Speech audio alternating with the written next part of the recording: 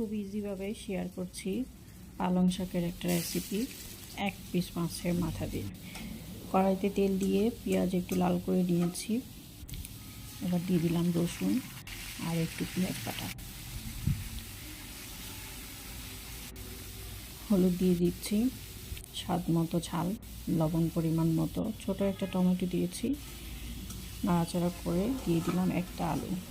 আলুটা একটু কষিয়ে নিব, যেহেতু আলুটা একটু শক্ত তাই আলুটা আগে একটু কষিয়ে নিব, তারপরে আমি শাকটা অ্যাড করব।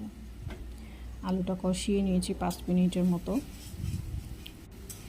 এখন অ্যাড করে দিচ্ছি পালং শাক।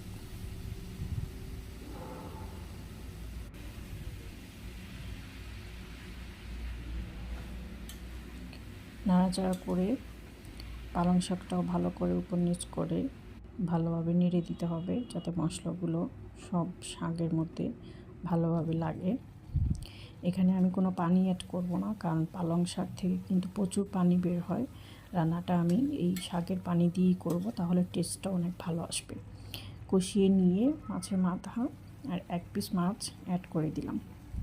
এই পর্যায়ে ধনিয়া পাতা অ্যাড করে দিলাম, দিয়ে আমি চুলাটা অফ করে দিব। এটা কিন্তু নামানোর পরে একদম শুকনো শুকনো হয়ে যাবে। দেখুন পুরো একদম কিন্তু শুকনো হয়ে গিয়েছে।